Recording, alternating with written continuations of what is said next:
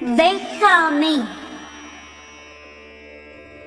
நடுவின்றி நன்பொருள் வெகின் குடி பொன்றி குற்றமும் ஆங்கே தரும்.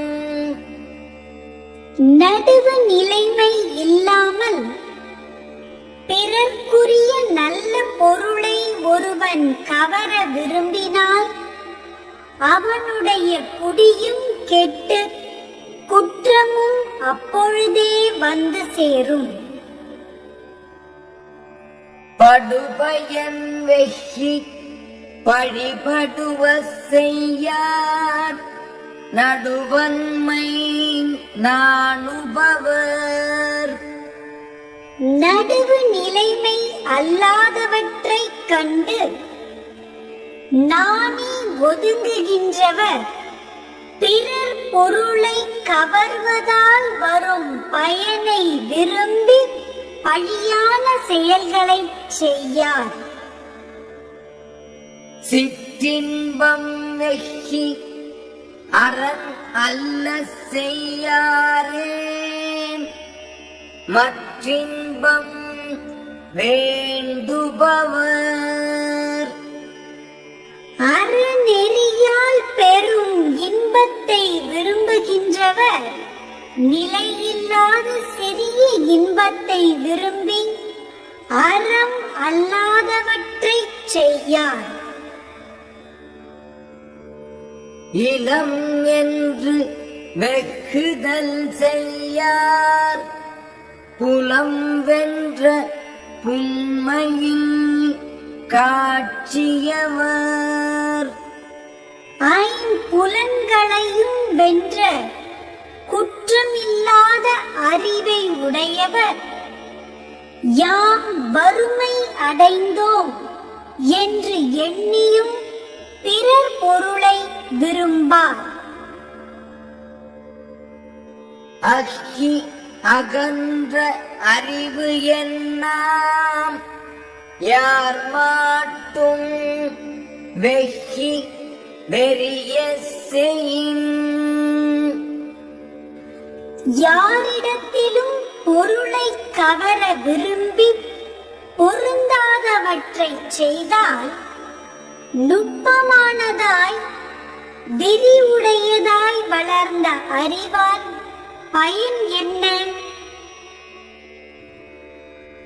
அருள் வெகி ஆற்றின் கண்ணின்றான் பொருள் வெகி பொல்லாத சூழக்கெடும்.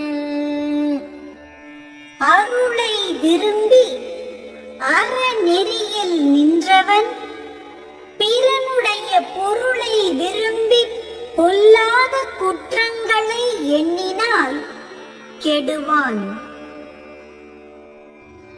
வேண்டற்க வெக்கியாம் ஆக்கம் விளைவையின் மாண்டற்கு அரிது ஆம் பயன்.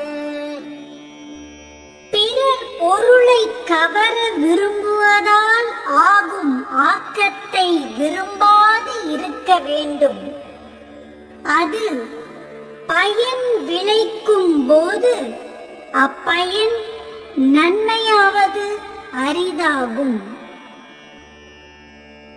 அகாமை செல்வத்திற்கு யாது எனின் வெகாமை வேண்டும் பிறன் கைப்பொருள்.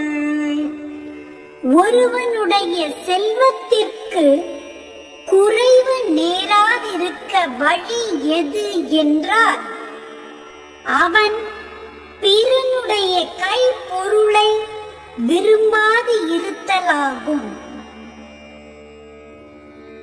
அரண் அறிந்து வெக்கா அறிவுடையார் சேரும் திறன் அறிந்து ஆங்கே திரு.